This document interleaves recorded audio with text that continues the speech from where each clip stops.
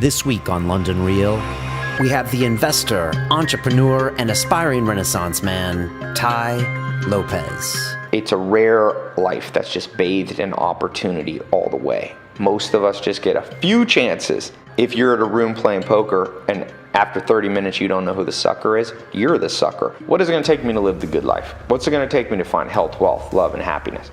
And I say, well, start, much simpler question, what will make you not get the good life? People want the gimmick. They want the lottery ticket versus sculpture. Make your life a sculpture. Every day you chip away. Opportunistic approach is a fool's game. You find the thing that's your, I call it Eulerian destiny. It's a mathematical term. Where's the intersection of 5 major areas in your life? Whenever people try to tell me about maximizing vacation and minimizing work, I'm like, oh, I actually know the real problem, my friend. You're doing the wrong thing. London Real presents Tai Lopez, Live the Good Life. Nature should be the teacher of last resort because she's a bitch. And London Real is back in your life. This week on the show, we have Mr. Tai Lopez, who is an investor, an entrepreneur, and an aspiring Renaissance man. When Tai isn't reading one book a day, and that's no joke, he is hanging out with Warren Buffett and Charlie Munger and Tyler Durden from Real Social Dynamics, throwing parties in his Hollywood Hills mansion, and just being an all-around interesting guy. Tai isn't really a professional self-help guy or a guru, but he's had so much experience throughout the years. He's opened 12 successful multi-million-dollar companies in his time, and Tai is kind of a contrarian. He's not afraid to tell you how he thinks and to tell you that he doesn't necessarily believe in what everyone else is saying, including his thoughts on turning your life into one big vacation. He thinks if you're working to do that, then you're doing the wrong thing. And so Tai is one of a kind. I was really lucky to have him here when he came through town. He's got a TED Talk coming up as well, and he's just a real presence. And I like the fact that he focuses on reading, and his opinion is you don't need to make the mistakes. You can read about the people and base your decisions on what they've done. He's also got a fascinating theory about how you can choose the things that you know will not get you to your goals, and then avoid those things, which is a fascinating way to look at your life. Look at the habits you have and the people you hang out with compared to successful people, and then don't do certain things. So I think that's a great way of kind of reverse engineering your own success. So happy to have Tai on. I got a tweet from one of you guys, and we had made it happen in like 2 days. So that's dope. If you ever hear people coming through London, hit me up and we can make these things happen, especially if it's the right person. And Tai Lopez is definitely that guy. There's some gems of wisdom in here. He's got this accent which sounds like a Southern or Virginia accent, although he says he's from California, so I don't know which one it is, but I'm a big fan. I really think Tai has good value, and I'm going to be listening and hopefully staying in touch with him for a long time coming. I hope you've been watching my bar muscle up. It's still happening. I know this has taken me 3 months, 4 months. I knew it would take me a while. I'm getting close on that bar. I'm getting one shoulder over, but not both. And this is all thanks to the guys at Monkey Nutrition. They are sponsoring me on this epic quest to get this 43-year-old body up and over that bar. I think I'm becoming obsessed now. It's a little weird, but I've been eating the Primal 26, their protein powder, and the psyllium husk, which is their kind of their roughage package that they give me, and I'm just getting strong and getting a little bit big, but I gotta stay lean to get over that bar. So thanks to those guys, and we're also going to be giving away some awesome Monkey Nutrition products next week, and that includes their new Primal 26 Pro protein powder and a copy of their ebook, which is the whole monkey guide to nutrition and supplementation. If you don't understand your nutrition, then you're not going to understand why you need to supplement. So we'll be giving those out next week on Sunday, right when I drop the full episode, and I'll be sending out links. If you retweet those, we're going to send you free copies of the ebook and be giving away protein supplements. It's going to be pretty awesome. So stay tuned for that. And we are going to be dropping that with one of my most anticipated episodes to come, which is next week. And that's with Mr. Robert Kiyosaki, author of Rich Dad, Poor Dad. Yep, I said it. It's the book you know you've read, and if not, you should have read. I actually downloaded it on Audible right afterwards and listened to the whole 6-hour piece in 2 days because after meeting Robert, it was so powerful, and he's got such contrarian ideas on what is an asset, what is a liability, and how you should structure your savings, whether you should not work for money but have money work for you. And it's going to be a great episode. I went on location. He was giving a 2-day seminar full of like 1,000 people listening to him, and I got a break for him in between talking and had a really deep conversation, including I asked Robert Kiyosaki about ayahuasca. Yes, only on London Real would those things happen, but I thought it was going to represent and bring it to you guys straight. And Robert had some surprising and very interesting things to say about his own journey into his own mind. So very excited about that, and I think you guys are going to love it. We'll be dropping that episode next week along with the Monkey Nutrition giveaways. So there you go. Just walking through the churchyard here. I think we got some weddings going on behind me. I'll get some strange looks as usual, but it's all good. And I just want to close this one out by saying big thanks to the guys at Bulletproof. If you don't know, they have a fantastic coffee that I just had that's free of molds and toxins. I mixed it up with some grass-fed butter and some brain octane oil, and boom, I'm set. I'm happening, and I love their products, and they have their brand new Bulletproof Diet book coming out right now. You can click on the link here, pre-order. I've pre-ordered my copy. By doing that, you're going to get 6 free videos sent to you right away. This thing is blowing up on Amazon. It's going to be a huge movement, and please support it. You know, buy a copy, buy 3 copies, and send it to your friends, because I really think this is a great wave of the future, and this is a company that's happening. You know, they're talking about it everywhere. It's on Saturday. It's on Jimmy Fallon's talking about it. Jeremy Piven's drinking the coffee. So it's all happening. So very excited there. Click on the book and pre-order there. And that's it, man. I think this is the last sunny day in London. It's October. We're having this sick, kind of long summer, and it's all good. If you want to pick up some London Real gear, you got my shirt here. This is the royal blue, I think. Oh no, the navy blue, no, royal blue. And it looks pretty sweet. Just go to our website, londonreal.tv, click on gear, and buy 5 of them. Give them to your friends, and let them know what you're doing with your brain and how you're living your life, London Real style. And there you go. I'm gonna leave you with this. If you wanna send me a message, hook me up with a guest like Tai Lopez, send me a message at brian@londonreal.tv or tweet to me, and it's all good. Now I'm gonna leave you with the one and only Mr. Tai Lopez. This is London Real. I am Brian Rose. My guest today is Mr. Tai Lopez, who is an aspiring Renaissance man and entrepreneur who started 12 multi-million-dollar companies that are all still running successfully. You've traveled to 51 countries, seeking out genius mentors and investing in the world's top entrepreneurs. You read a book a day and write a summary for your 1.2 million strong book club. I want to talk about that later. You live with the Amish for 2.5 years. You're a member of Mensa. So am I. I don't know where my dues go or where they go. You train Brazilian Jiu-Jitsu, as do I. You live in the Hollywood Hills. Tai, welcome to London Real. Thanks for being here. Thanks for having me. You know, you travel all over the world. I know you talk to a lot of different people. And before we dive into a bunch of your knowledge and your theories, how does it feel to be in London? What's the vibe like of the people? I know you gave some talks over the weekend. And when it comes to kind of an entrepreneurial meter, you know, where do we rank? That's an interesting question. You know, a couple of years ago, I decided to really do a whirlwind business tour. I invest around the world, but mostly it's been domestic in the U.S. So on my last trip, I was like, I had higher hopes for Europe. I thought it was more entrepreneurial. Europe does a lot of things better than the U.S. Such as? And probably environmental stuff, health stuff. Some quality of life kind of stuff. Yeah, fashion, wine, not being fat, things like that. Not being fat. But America is just dominating in the entrepreneurial space. Although I will say, from that trip, Canada may be the place. I've always said Canada is like a blend. It's it's taking the best of Europe and the best of the U.S. So I see, of course in London you see big glimmers of hope.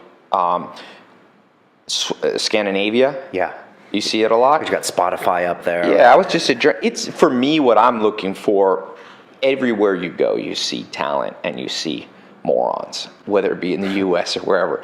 But it's the zeitgeist, it's the spirit of the people, and I think the U.K. and London still is not as merit-based. And whenever you start making rewards not completely tied to merit, I think you run into trouble. So is that a hangover from our classist society, you think? Some kind of class. Okay. Right, but it's not as bad as, say, France, where there's no, like, the tax laws and everything just stunts entrepreneurs. Well, if you look at some of the great social scientists, whether it be Richard Dawkins, Daniel Pink, these guys, you've got social memes, which are really genes, genes you and I inherit. If you're Black or African American, you're more likely to have sickle cell anemia. Right. If you're Jewish, you get certain diseases. If you're from Scandinavia and you go down to the sun, in Brazil, you don't have enough melanin, you can get skin cancer. So we all have genetic weaknesses wherever you're born. In the same way, and so we're almost passed on these inherent weaknesses that we have. I think social memes, which are not genetic, but almost are as powerful. They transfer the same way. Yeah, they transfer, and you have that. Exactly. Yeah. And so how do you change genes? Well, generally very slowly. There's things you can do. I think genes on our DNA, we change at the rate of like 1% per 10,000 years. Obviously, social memes can change and more faster. So UK is growing, and if you are here and entrepreneurial, there's big rewards, as Elon Musk says. You get paid in direct proportion to the difficulty of problems that you solve. So you come into an environment, maybe even France, so you're talking about, that's not entrepreneurial. If you can pull it off, you will be paid in direct proportion. I think people do. So I don't look at it like black and white. That's one of my big things. It's like that's a social meme that's very parasitic. He's black and white. Thinking of things black and white, like he's good or bad. Or is the UK good to do entrepreneurial ventures? It's never good or bad. It's just different.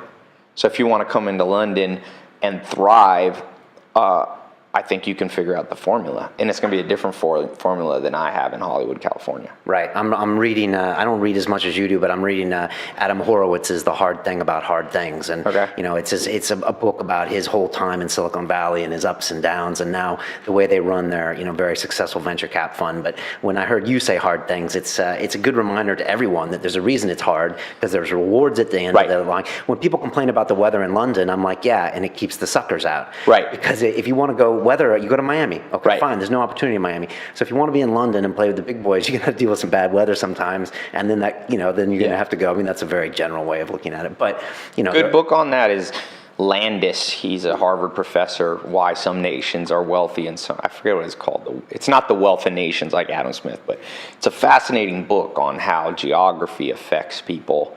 So the good news is you can be global now. I have a base in Hollywood, setting up here in London. So once the rain starts to get to you, you can just leave and go to Miami, so. Right. Yeah. Well, we run another show called Silicon Reel here. I've had like 65 episodes, but one thing that everyone's saying, London's finally kind of coming into its own in certain tech plays, and one of them is fintech, which is the financial technology, because we have the banking right next to the tech, and it's just it does swim with each other, and they're actually making some companies that look like they could compete globally. Yeah. So it'll be interesting to see, kind of what plays out, and what doesn't. You mentioned something in one of your videos, and you said there were 3 types of people, those that make things happen, those that watch what happens, and those that wonder what happened. I thought that was really interesting. Also, you live up in the hills of Hollywood, and you said when you look down on LA, it's got some of the highest turnover when it comes to people coming through the city, and you said it's where dreams are broken. Is that what you said? I mean, it's funny because everyone comes to LA, I guess, trying to make something happen, but maybe they end up watching it or wondering what happened. Well, all the big cities, I say the big 3 that are running the world right now, LA, New York, London. Is London top 3? Are we top 3? I think so. Okay. For sure. All right. I mean, you're the hub of Europe. Yeah. So. And the bridge to Asia. To a certain extent, Yeah, for sure. I mean, the capital markets. I think, an old Amish guy told me, he said, Tai, 3 types of people in the world, make things happen, watch things happen. And most people wonder what happened. And I think that corresponds, interestingly enough, if you read The Selfish Gene by Richard Dawkins, organisms, human and non-human, break out into about 3 types, which are cheaters, suckers, and grudgers. So I think that corresponds a little bit with the 3, the old Amish saying. And I think, I said this in my TED Talk, it's like Hollywood's supposed to be the land of dreams, but for most people, you got a turnover of almost 500,000 people a year coming into Hollywood and going home, with the dreams broken. It really comes down to how good are you at actualizing. So I was reading Will Durant's, I think probably the why. It's funny. There's a huge misweighting bias. We'll get into that later on what people read, because it's not enough to read. Right. I think I have the second biggest book club in the review club after Oprah Winfrey in the world now. And the biggest thing that I tell people, it's not how fast you read, it's what you read. 130 million books have been published. And is it how well you read them too? It's not how, not necessarily. I mean, I think that what trumps everything is what you're reading.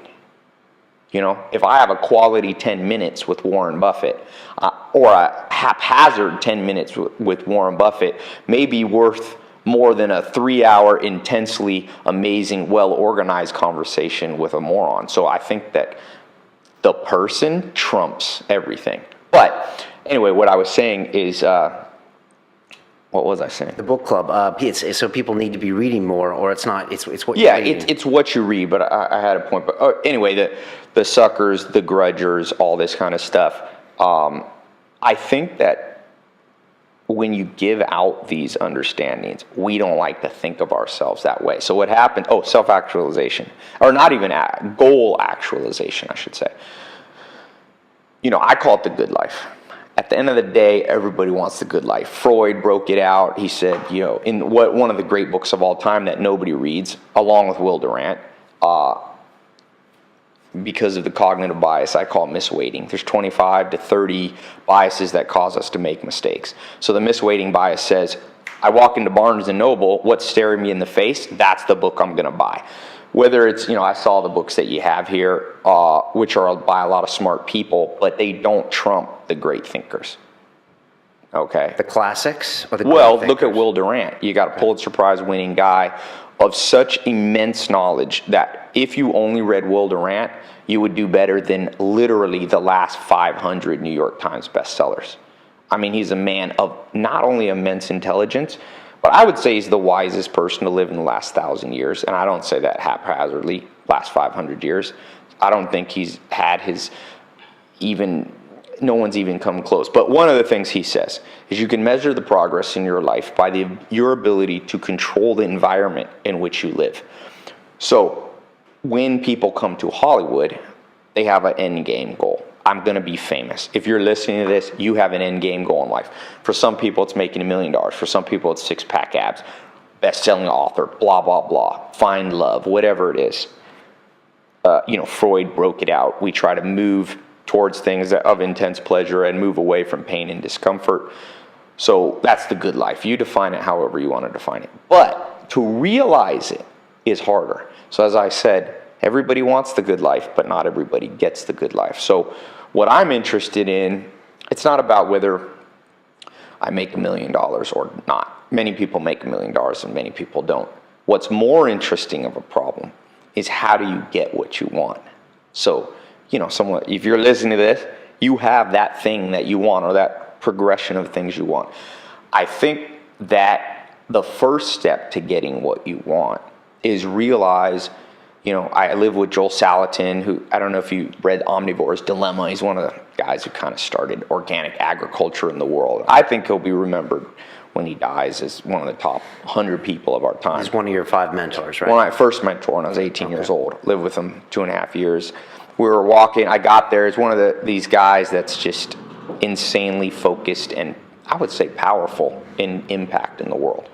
And there was the farm had a bridge off a dirt road where he had about 10,000 animals on the farm, so we'd have to buy and feed. And they'd bring in trucks, and one day the biggest storm in 200 years hit Southwest Virginia, and that bridge was gone. And it was the only time I ever saw Joel Salatin depressed at 2.5 years. He snapped out of it in about an hour, but he looked at me and he said, Ty, nature laughs last.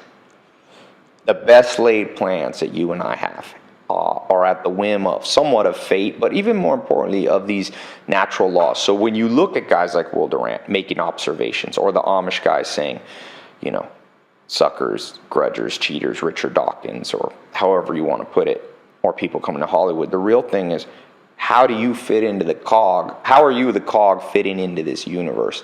If you can figure that out, you will find the good life. If you can't, you may be able to do what I call flurries of activity. For some people here in London, that's be in finance and make $1 million, but end up blowing your brains out. You may be Robin Williams, reach the pinnacles of success in Hollywood, but you may, take your own life. Now, that's not, who knows the reason. I just use that example not to disparage him, but life can throw tremendous blows at you. Charlie Munger, self-made billionaire, he says, life will throw tremendous blows at you. Betrayal of friends, betrayal of business partners, death of loved ones, things that we consider unfair. If you can overcome those, you can actualize the good life. You can get it. And so people in Hollywood come much too egocentrically. I posted on my Twitter, I have a pretty big Twitter following, and I said, sometimes I post things that I know will stir up a little strife, but one of them I said, karma is probably the most egocentric thought humans have ever had. I said, ask the Neanderthals what happens to karma. There's probably not karma in the sense that someone does bad to me and the universe responds specifically to me, right? So I think that one of the 25 cognitive bias is excessive self-regard. That's one of them, which is this egocentricity, misweighting bias. To the extent you can remove these 25 from your brain, you probably can find the good life. And that's what I'm interested in. That's why I care about books. So ultimately, we're limiting ourselves mentally, and that keeps us from achieving these pieces. Well, what happens is it's evolutionary mismatch. If there's a good book by Daniel Lieberman, the Harvard professor, the paleontologist, I think he is, or anthropologist, it's called The Story of the Human Body, which I think is the best book out now if you want to understand physical health. Of course, nobody reads it because there's other books more well-marketed than that one. And he says, at the core, and I think this extends beyond your physical body, but into happiness, which is interesting that Freud calls his book Civilization and Its Discontents. What the premise of both of those books, Freud and Lieberman, is that it's evolutionary mismatches. So what that means is brain evolved 150,000 years ago, Homo sapiens, you and I, popped in, our great-great-great-great-grandmother and father. They lived in a world of African savanna, 150 people in a village. Now you pop you and I into a world of 10 million people, massive specialization of economics, of, you don't grow up in the same place that you live now, the loss of friends, the changing of romance around the world. I'm an investor in some of the biggest dating sites in the world. We see these massive trends. And so what happens is what we're uniquely suited to do, for example, seek out sugar, worked very effectively in a world where maybe at best you'd find a beehive once a month. You'd be able to take in all this honey, give you some extra reserves of fat, which made you survive 10,000 years ago. But now, evolutionary mismatch, every convenience store, everywhere you turn, I was looking at a bottle of Sprite, talking 60 grams of sugar in one bottle. We were probably evolved to handle 20 to 25. So you got people drinking, 10 times. National Geographic puts on the cover. Sugar last year. This is what's probably at the root of half of our degenerative diseases. But it extends beyond physical things. It's how we learn. It's how we pursue careers. It's how we pursue, obviously, our body, how we pursue social, friends, family, and romance, and ultimately how we feel fulfilled. So if you read any book, some of the authors that you've had on your show, Barnes & Noble, Walking, or whatever the bookstore is here, I forget what it's called. Waterstones, you go there, you're just full of people misdiagnosing the problem, giving smart answers to the wrong diagnosis. Is it survivorship bias as well for these people? Or you're a big consumer of books. You got this book club. Do you think Amazon's the worst thing that ever happened? Do you think we're marketed books in the wrong way? We're not choosing these authors that you say, or the old school, the Freuds, or these other guys? Well, I wouldn't blame Amazon at all. I think Amazon's great, and you got the best distributor in the history of the world. I got people on the book list in Albania, Romania. How can I get them the books? Now it's boom. Amazon's got the robots to distribute the book running the warehouses. So, no, I think it's, I'm not political, but at the end of the day, Joel Salatin was very libertarian. I probably got those ideas put into my head young. I'm like, look, a couple thousand years ago, a Jewish, what was his name? Rabbi Hillel said, if I don't love me, who will? And if I only love me, what am I? So what he was saying is, you got to love yourself in the sense that you can't look for, what do you think Amazon's going to do? They're going to market whatever is for sale at the highest margins for them. Can't blame them. The good news is all the good books I want, they are on Amazon. So you and I, you got to take control of your own destiny. There's one thing I know for sure, everybody loves themselves. And that 1976, Selfish Gene by Richard Dawkins. In many ways, I've listed on my website the 150 most important books. Robin Dunbar was a sociologist here, and he said our brains acclimated to groups of 150. Right. That's 150 people. You think 150 books is? I think because they're like keeps you in your head. They're like most people are just going. I'm just like, look, man, you read these top 150 books. I've listed, in my opinion, what I think the top 150 books are. It morphs and changes over time, but generally the top 10 doesn't change much. And, Richard Dawkins is in there, and Selfish Gene. At the end of the day, people love themselves, and there's nothing wrong with that. That's what Rabbi Hillel was saying. You must love yourself, meaning you must take care of yourself. You must realize if you're at a room playing poker and after 30 minutes you don't know who the sucker is, you're the sucker. So if you're being turned into a sucker by consumerism, who are you going to blame? They're looking out for theirs, which they're supposed to do. You must look out for yours. So control your own biases. It's not that hard. Can you tell a lot about a person by the last 10 books they've read? Sure. And most of them is, for me, it's just how susceptible they are to the cognitive biases. Okay. I gave a talk in LA the other day at convention centers, 500-600 people there, all these entrepreneurs. And I said, how many here people, I forget what book I said, 4-Hour Work Week or Lean Startup or one of Jim Collins, kind of a pop culture business book. I said, how many people read this book? And 500 people out of 600 raised their hand. I said, how many people here read, and I held up a book I brought with me, a little $5 paperback by Sam Walton called Made in America. Good book. And I said, how many people here read that? Like 5 people. And I said, but they said, later they told me, yeah, we're on your book list. That's all I knew. So basically 0. And I said, let me get this straight. Tim Ferriss or Jim Collins or whatever, Lean Startup, Eric Ries, they're smart guys. But did any of them make $160,000 million personally? Because only one man in history that I know of has ever made more money than Warren Buffett, Zuckerberg, Jobs, everybody combined. This man made. And how did he do it? Well, on his deathbed, after he was diagnosed with terminal cancer, he wrote a book to pass on the top 10 things he thinks about business and his life story. Yet nobody reads it now. Who's the sucker there? It's a $5 book. You can go to the library. So this is called the misweighting bias. It's not always doing the right thing. It's doing as Aristotle said, to be angry is easy. But to be angry at the right person, for the right reason, at the right time, with the right intensity, for the right duration, that's difficult. To read is easy. But to read the right book for your situation, at the right speed, the right amount of times. Jeff Bezos, if you read the Everything Store, he's read that I would say Jeff Bezos is probably the second best businessman of all time. It's hard to guess, but I would say, you've grown a company in a decade, $40 billion net worth, and may become Walmart, Amazon. These are $1 trillion potential revenue companies here in the next 5-7 years. So I'm listening to the Everything Store right now. Does that count if I listen to books or not?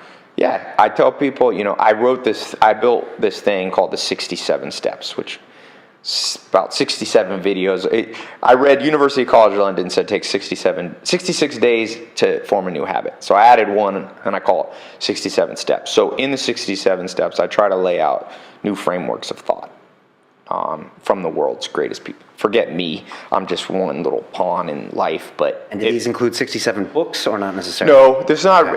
Most of them are built around somebody, but one of the 67 steps pertaining to your question is, avoid flurries of activity. So reading in and of itself is actually less effective than in-person mentorships with Sam Walton, but he's dead. Right.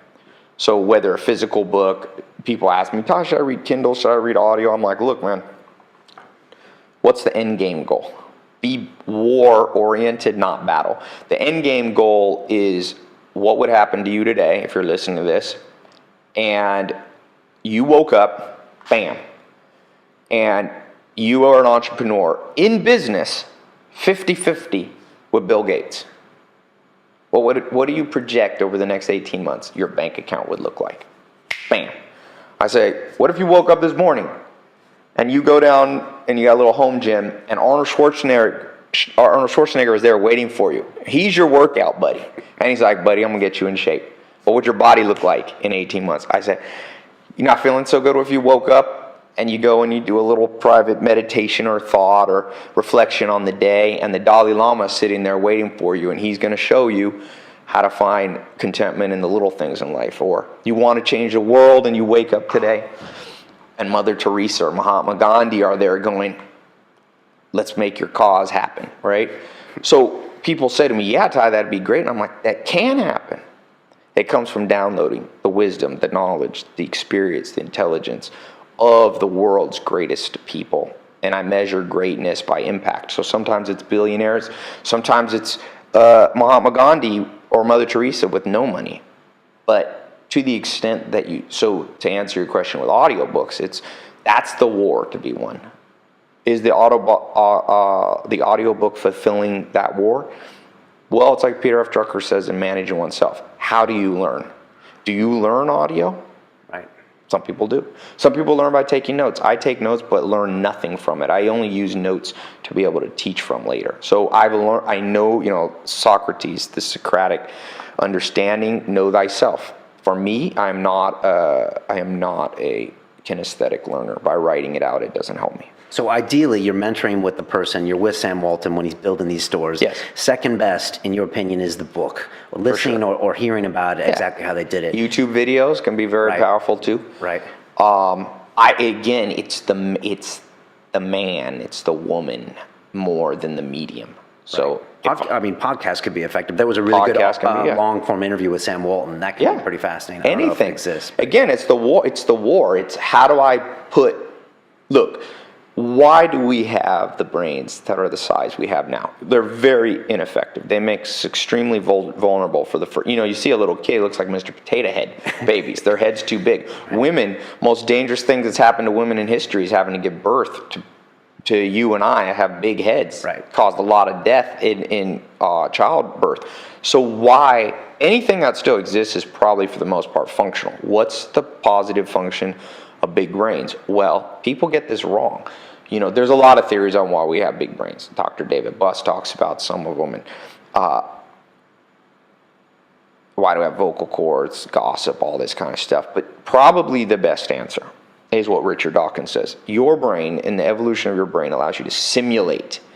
And one of the big social memes out there that's parasitic and negative is that you only learn through mistakes. That is true, but like Warren Buffett says, they don't have to be yours. So if we got on an airplane today, we're flying back to Hollywood, and the pilot gets on the loudspeaker and says, hey everybody, good news, exciting news, this is my first flight, and I hope we get there. You would be exiting that plane in a matter of moments. You want the pilot who's first gone through the flight simulator, then been a co-pilot for a decade. But when we look at success, what's being put out there is, I think, very inefficient. It's a bunch of gobbledygook. The way, if you're listening, you want to be successful, you're going to start with simulations. The best way to simulate the future is use someone else's life, biographies, Sam Walton, Bezos. You can shave decades off. Because as Dawkins says, what's the problem with trial and error? Trial is time consuming. And like Stephen Hawking, a UK native, says, look, time, the only thing we probably know for sure about you and I is we are organisms moving through time. That's it. And so he said I was wrong. I thought in his book Theory of Everything, he says, I was wrong. At the end of the universe, I thought the universe would contract and it'd be like Benjamin Button. You'd be old and then young. But he said, when I did those computations 20 years ago, I was mistaken. Time continually moves forward, thermodynamically, cosmologically, and psychologically. So I can promise you, if you're listening to this, you are on time's time frame. And to the extent that you tempt time by going, I'm going to waste a lot of time by making mistakes that other people already made, you will live an inefficient life, and you will not get the good life. So learn from those mistakes. Yeah. If an entrepreneur comes to you, do you sit him down and you're like, look, read these 20 books and then come back to me? That's part of it, yeah. Yeah. Because the other part, trial and error is the second part. What happens with too many errors? It's fatal, death. And it might be the death of you physically, but more likely it's the death of your dreams. We're so egocentric, we always think we have a second chance, but you don't always get a second. I think most of us get about 3 big chances in life. Like Charlie Munger's grandfather said, Charlie, it's a rare life that's just bathed in opportunity all the way. Most of us just get a few chances, to carpe diem, seize the moment. Right. I call it carpe minutum, which means seize the minute. Right. Because you don't even know if you have the day. And you got 3 of those, you think? My guess, and that's off the top of my head, the main point is not infinite. And if you look through your life, you will find, and Jim Collins backs this up in one of his books, I forget what it is, Built to Last, or one of those. He says, in his study of great business success, primarily there are luck events that happen that he calls who events, who you bumped into. Bill Gates wrote one letter when he was about 18. And that letter turned into a mentorship, turned into a partnership with guys like Paul Allen, which allowed Bill Gates to be the man he is today. Benjamin Graham was the mentor of Buffett, bumped into him. Boom. Steve Jobs had mentors. Oprah had 2 mentors. Mahatma Gandhi had a mentor. The Dalai Lama says he was mentored in part by Mahatma Gandhi. You get these times when you bump into the time, and if you're not prepared, and how do you prepare? Through simulation. Right, but not necessarily trial and error. Other people's trial and error. Other people's you trial will have plenty of trial and error. It's like Munger, I love his line. He goes, I've made a hell of a lot of mistakes, just a lot less than most people. Right. So Charlie Munger's the right-hand man to Warren Buffett, right? Yeah, partners. He's a huge fan of compound interest, is what I know about Charlie. He's still alive. I was checking him up today. Yeah, I was just with them. I'm a shareholder. I was in Omaha, Nebraska. Oh, for their annual party. Yeah. Oh, that's fantastic. And he has something called the concept of inversion, yes. which I never heard about before. And, I talk about that a lot. Yeah, could you explain that? It's not his. That's a classic logical tool. Okay. One of the sad things in modern education, among freaking 10,000 sad things, is what makes us human is our ability to think, but thought is never taught explicitly. You get math and stuff, but most people, cognitive biases all the way. So you have logical fallacies. There's a lot of those. There's the cognitive biases, and then there's methods of proofing your ideas. So how do you know? That's called epistemology. How do you know that you know? Everyone walking down the street here in London, we're in East London, they think they know something. But my question is, why do you have surety that what you believe is right? When I was a little kid, I remember I was watching Bugs Bunny with my mom. I was like 8, and I said, Mom, come sit down here and watch this with me. It's so funny. It was Woody Woodpecker. I remember now. I said, Mom, come sit. She goes, Ty, I don't really like cartoons. And I was like, what do you mean? They're so funny. And she said to me, Ty, one day you won't like cartoons anymore. And I remember thinking as an 8-year-old, I will always love cartoons. And of course, she was right. I haven't watched a cartoon, whatever. And, but I was sure of myself. So most people are sure of themselves. They come to Hollywood, they're sure. It's like, Ty, here is how and even if they act humble, it's what I call non-Michael Jordan humility. If you read Michael Jordan, The Life, it's amazing. It's the best sports book I've ever read. And I know the author, Roland Lazenby, and I was talking to him on the phone, and he said, there's never been a man with more humility in sports than Michael Jordan. Although he was the cockiest external, like if you met him, he was talking trash, but I call it humility of action. Like every coach, Dean Smith, Phil Jackson, they said, if you said something, even when he didn't think it made sense, Jordan actually did it. You know, I'm not religious, but Jesus, I look for good ideas everywhere. And Jesus Christ said there was two men. There was a man with two sons, and the father said, "Go do this." And first son said, "Yes, Father, I will," and didn't do it. And the second son said, "I won't do it," but then did. And then Jesus asked the crowd which one obeyed. So which one is the one who humbles? The one who said he wouldn't do it, but then he did it. So people come to Hollywood, they either act cocky, like they don't need to simulate, or they act humble, but actually they know. It's like, I know. And I'm like, no, you don't really know. Knowing is hard, and one of the tools is what you're talking about, inversion. So you go, what is it going to take me to live the good life? What's it going to take me to find health, wealth, love, and happiness? And I say, well, start, much simpler question, what will make you not get the good life? Monger says sloth and unreliability, and that's, I wouldn't. Those are his top two. Top two, sloth, only laziness, two? and that's what all he says. We don't have a lot of writing by Monger. Right. I think there are other things that you could add to that list. Not that I... Such as? Unfocused, lack of focus, being unfocused. I think lack of simulation, for sure. Lack of humility. In my TED Talk, I gave 3, not everybody's humble enough. I would say humility is very high. And you look at, my favorite Sam Walton story. He goes, he's the richest man basically in the world at the time. And these Brazilian group of businessmen had bought a grocery store chain in Brazil. They write letters to all the CEOs in the U.S. and they say, can we take you to dinner? We want to get your advice on what we should do here in Brazil. The only man who answered, the CEO of Kmart and this Sears and all, no one answered. One man, it was Sam Walton. And he said, sure, come on up. They flew to Bentonville, Arkansas. They got picked up at the airport by a pickup truck with an old man and a dog. And they said, oh, you going to take us to meet Sam Walton? He said, no, I am Sam Walton. And he said, get in the truck. And he took him to his house with his wife. They had dinner. And the whole time they were having dinner, he was asking him a whole bunch of questions. Almost to the point they couldn't get any questions in. And then they realized they had been tricked. Sam Walton had said yes because he wanted to know if they knew something that he didn't know. The best businessman in the world. And he then later went to Brazil and they got a phone call. He was visiting them and the police department, they said, come get Sam Walton. We have him in jail. And they rushed down because if you've ever seen the inside of a Brazilian jail, you don't want an old man there, especially not an old billionaire. And they showed up there and Sam Walton they got him out of prison. They asked the police, why would you arrest this man? And they said, we didn't know who he was. We thought he was insane. We found him crawling on his hands and knees through different department stores, and we figured he was insane. And they turned to Sam and said, what were you doing? He said, I was taking a measuring tape, and I was seeing how wide the aisles were. And he said, I just wanted to see if these Brazilians knew something that I didn't know.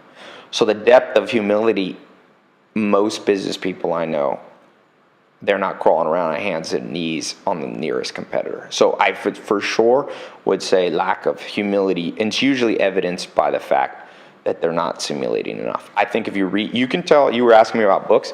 How many books have you read tells me how humble you are. And if it's not books, it's how many mentors. Right, or how many good books you've read about people's life stories. Because if you don't read, then you don't give a shit. Or because you're not willing to learn from their story. Is that it? And if you're reading fiction all the time, then that says...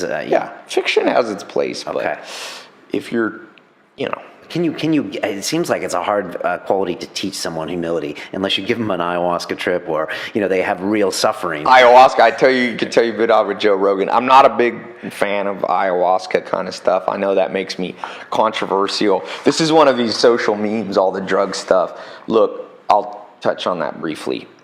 My best friend is one of the top neurobiologists. Spent his life studying the brain, and he's like, the blood-brain barrier, man. That thing exists for a reason. Be careful when you bypass the blood-brain barrier. Right. Heroin, cocaine, sugar bypasses it. Yeah, but what about these dangerous cognitive biases we picked up? Yeah, that's what I'm saying. It's misleading people. People are trying to use ayahuasca to get... I'm like, you don't need ayahuasca to do these. In fact, this will not help you with the stuff. I'm not going to get into a long argument about it because most people are already sure it's good for them. I would just say Mother Nature laughs last, my friend. You bypass the human blood-brain barrier too often, you are playing with fire of the ultimate order. And one day when you dance around the fire too much, you will trip and fall in the fire. And then the fire goes from being your friend to being the worst way to die. Okay, that's a fair enough observation. I would assert that people go there because these cognitive biases have weighed them down so heavy that they just don't know why they're doing what they're doing anymore. They don't know why they're buying the thing on TV that's shown to us with the girl. They don't know why they're going to the job, and so they use that to just shake themselves up. Yeah, but the problem is the answers are not within. I record one of the most controversial things I've ever talked about is that concept. This is, again, height of egocentricity. Why are the answers all within? You and I didn't have E equals MC squared in us, no matter how much we did. The dispensation of knowledge is not equal. And there are things that I know that you don't know and things you know that I don't know. And ultimately, every 500 years, Leonardo da Vinci's, Einstein's, great people come along. You're better to tap into their consciousness. There's nothing, the average person going inward, it's the blind going deeper within their blindness. And so obviously there's some innate knowledge in humans, but not really. I mean, just look at the evidence. What do you think moves the world forward? It's like Will Durant says, when we study the history of France, we're not studying the history of the common person. We're studying the history of Voltaire. The great thinkers are what move life forward. And that's hard for a lot of us to deal with. And I get a lot of pushback because we're egocentric. We're like, no, I need place and meaning in life. And I'm like, well, okay, then you can succumb to delusion bias, which is another one of the ones where we try to, I don't like that story, Tai, so I'm going to pretend it doesn't exist. But I'm like, hey, great. Then you can go into a delusional stupor. I mean, if a lot of people need to feel that the answers are within, but I don't think you have to. Go without. And so, yeah, people are caught up in the cognitive biases, but there's other ways out. I mean, I think ayahuasca falls, in Civilization of Discontents, Freud breaks out how humans try to find happiness or move away from pain. And they do about 8 ways. Some people seek to chemical bias, the old alcohol, ayahuasca, whatever it is. Some people use love. Love is all you need. Some people withdraw Eastern thoughts. But he goes through the pros and cons. Each have pros and cons. So I think, again, black and white. People are looking for black and white, which is one of the cognitive biases called certainty bias. We want the answers. If you look at the internet websites that make the most money, I think Upworthy is the fastest growing, or BuzzFeed. It's because it's like 27 things. 22 things, 3 things, 4-hour work week, blah, blah, blah, blah, like, and complete with a picture as well. That's right, complete with 27 pictures, and we love that. We gravitate towards like, oh, that is the answer. Like, it's that black and white. Thank you. So people want that. They want to be like, no, it's ayahuasca. I will tell you, at best, I just talked to Dr. Sharon Molam, who wrote the book Inheritance. At best, ayahuasca works for a small percentage of people. And the bad news is, everything that's good for a certain segment of population, let's take fruit. Very few people would argue that fruit is bad for you. But Dr. Sharon Molam says he's got patients who are fructose intolerant. You're talking death from one grape. So where's the black and white about fruit? He says the USDA food chart. This is all. We will look back on our modern understanding of the world, and it will be as medieval as we look back at people before Copernicus or whatever saying that we were the center of the universe, or the world's flat. You're in the future with health, you're going to swab your mouth. We already almost have this capability, but not really. There's some companies trying it, but the interpretation isn't there. The diagnosis of, bulletproof coffee. People, there's the coffee camp. There's a good book called Diet Cults. There's the paleo thing. None of these are true. They all bounce around the truth. The truth is, at a DNA level, we will find people that are lactose intolerant and lactose tolerant. We already know that. That's the one decoded. Fructose, I have a brother who swears that fruitarian is the way, but he's succumbing to the bias of that certainty. And there isn't much certainty, especially around food. Ayahuasca, marijuana, we're going to find that some people, if I rarely smoke weed, but absolutely makes me dumber. At the high, I got real high a couple years ago. 1 month, my brain operated at such a low level. I remember going, holy crap, this is what the world is like if you're dumb. Like, I could not process 3 steps deep. I was like, holy crap. That's a bold thing for a Californian to say, because it's very popular in LA, isn't popular, it? But so is it popular. Look, I know ayahuasca's trendy, and I'm not going to spend the episode defending it. I have had a few experiences, and I did find that it was good for clarity to keep me holding myself back on certain things. But it's good for you. But I know people, when I said this, these guys wrote in who are like ayahuasca, former shaman guys, and they're like, dude, we almost killed some people. So I think at the end of the day, what Freud concluded is you find the recipe that works for you. Just make sure you're doing it with no delusion. There are people whose recipe includes paleo, includes ayahuasca. Just be careful when you extrapolate out truths. This is another, you're talking about inversion. You can also argue ad absurdum, which is the extrapolation out of a concept. So for fruit to be a self-evident and black and white truth, okay, must be able to extrapolate it to all the population and it hold. And so since we know it doesn't hold everywhere, we could never say that fruit is a universal thing. Water is much closer. Oxygen. So I like to, when I'm looking for universal truths, it's like, are there any humans who suffer from oxygen? I think there's a very small 1 in a billion. No, and I think you're right. If we look at, like you said, the pre-Copernican times, and we look at us now, and in 500 years, we're going to be looking back like, what the fuck were we thinking? So I agree. You probably want to look for some of the truths. Now, you Joe Rogan fans, Tim Ferriss, Bulletproof. Don't send me hate mail. Send it to Dr. Shromola. Send it to whatever. TaiLopez.com. Let me ask you a question. I've met we had a bunch of people that have been on here and been successful entrepreneurs, and now they feel like they want to spend their time talking to people and kind of teaching people, whether it's Dan Pena or whether it's anyone who came in here. And you obviously feel kind of drawn to the same kind of thing. I mean, you're still in business, you still invest, but does part of you feel like you want to teach a bit? And why do you find that calling in yourself? Well, I think for me, because Munger doesn't do that. He's about the business, right? Yeah. It's like Mike Murphy, one of my mentors, he said, it's horses for courses. You try to find that thing, try to find the right race course matchup.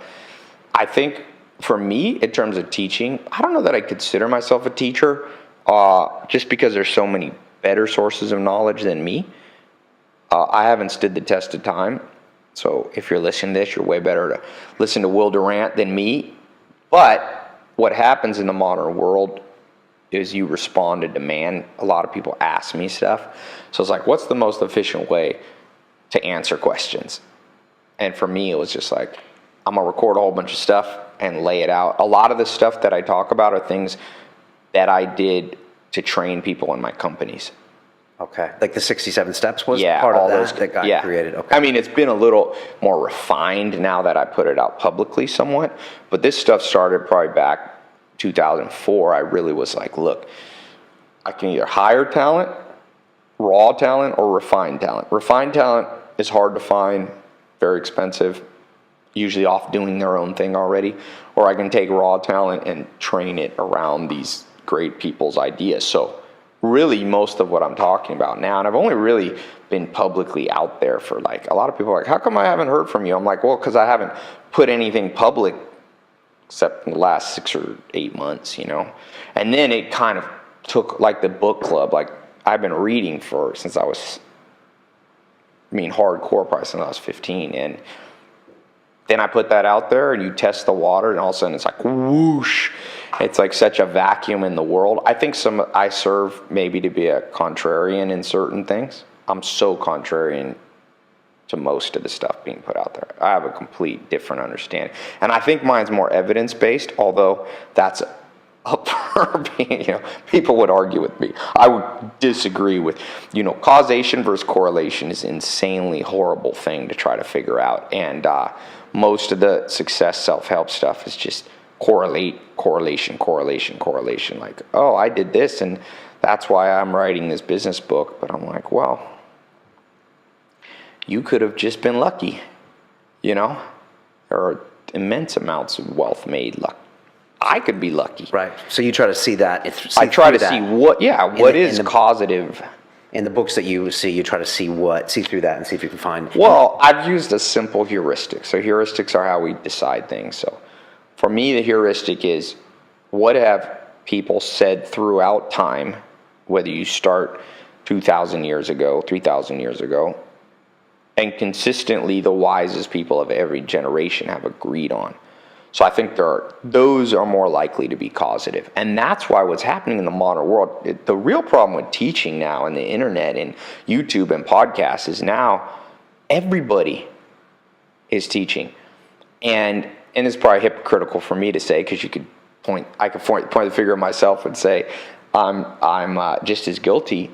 It's like, what's the qualifications to teach now?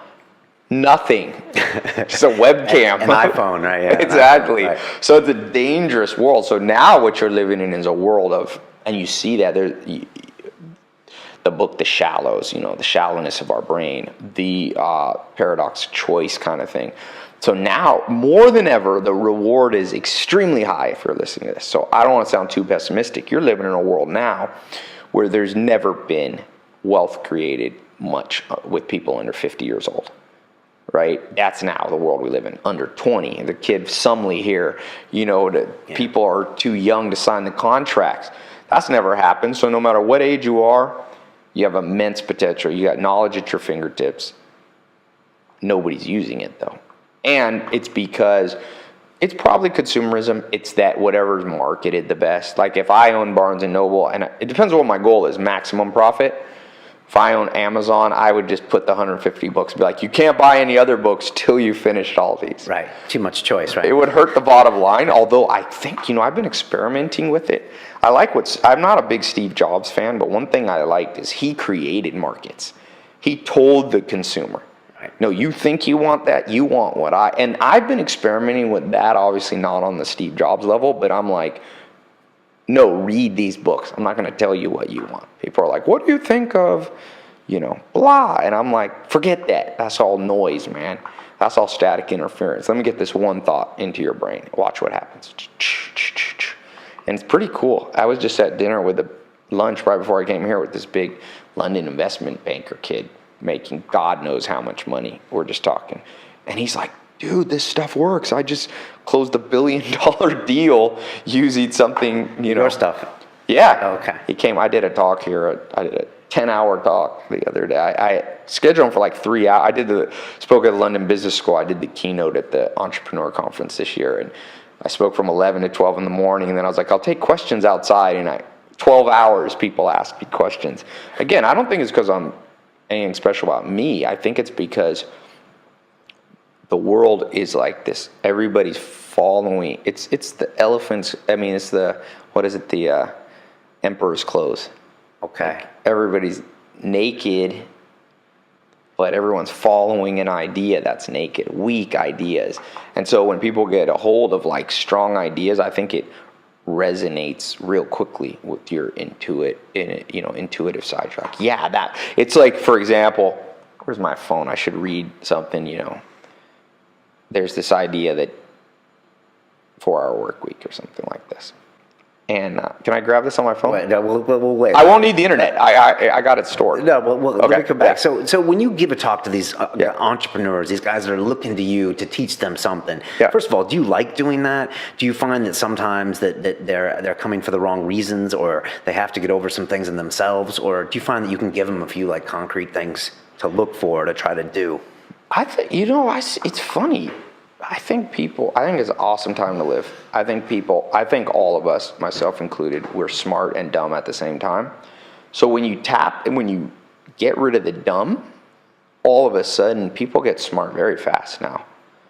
So I think people come in, they latch on to a handful of these concepts from great people, and it just goes, like they see, I can't tell you how many people are like, man, in a week, I see a difference. In 2 weeks, I see a difference. I think it's contrast. The world's so blind to these things that when they kick in, you stand out so far. You know, like I said, this guy that I had lunch with was like, yeah, I closed the deal with the billionaire. And I guarantee you, he said the deal was getting ready to fall apart. Huge deals, immense deals. And what's some of the things you tell them? Read these books, check your cognitive dissonance. Well, I do some stuff on persuasion, because I think persuasion is one of the most powerful things. So he'd use some persuasion tools, because the persuasion tools work on the cognitive biases. So the cognitive biases go two ways. You don't want them operating on. It's kind of like the Snoop Dogg. It's like, don't get high off your own supply, which he's basically saying be a drug dealer but not a drug taker. So some of these, and I tell people don't be manipulative with them.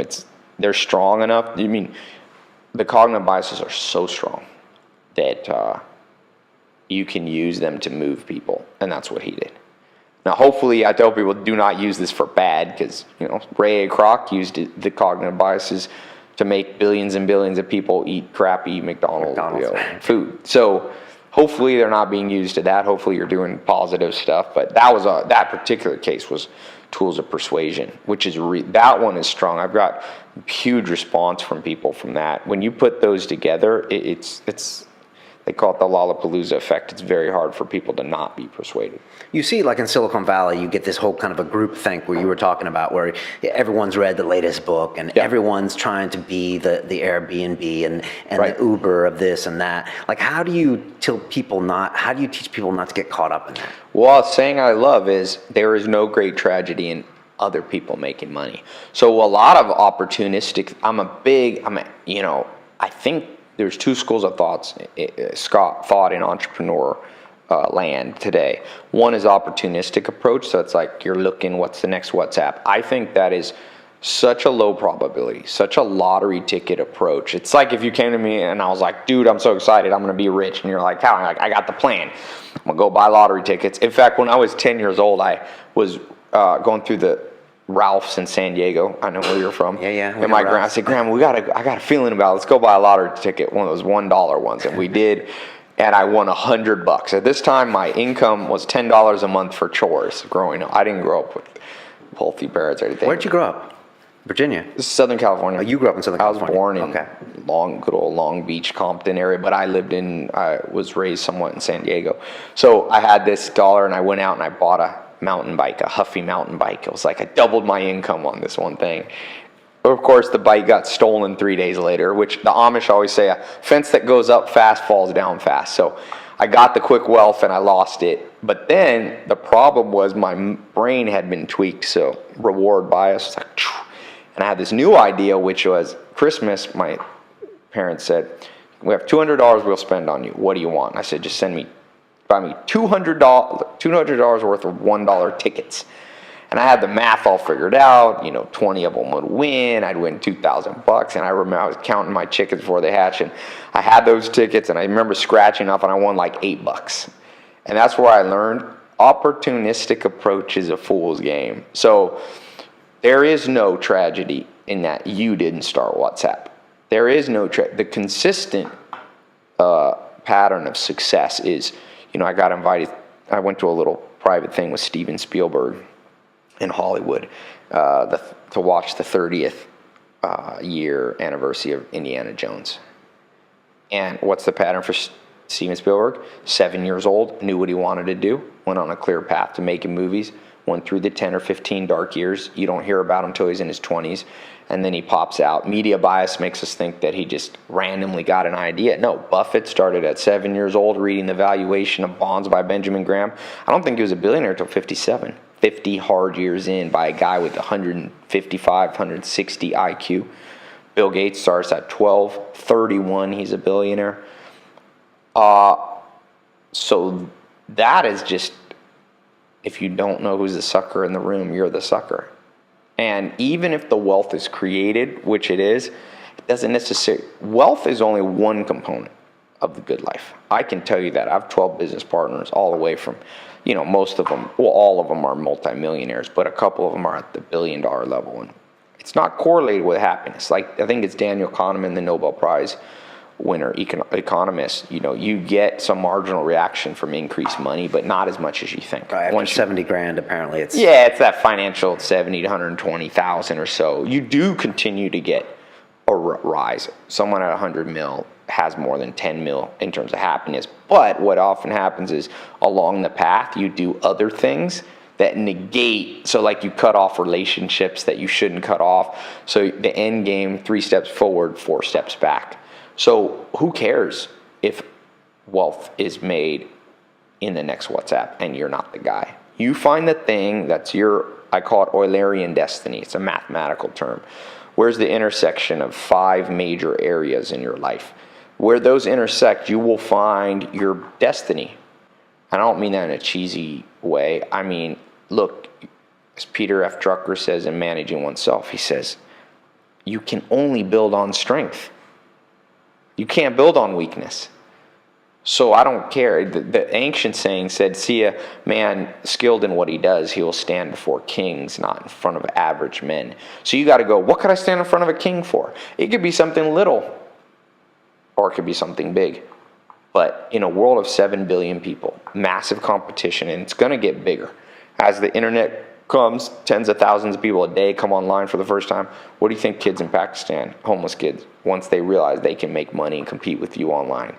You don't want to compete with somebody who grew up hungry, right? When you're working 4 hours, they'll be working 100-hour weeks like Elon Musk. And like Elon Musk says, if you work 100 hours when everyone else works 40, you'll do in 3 months what takes people years.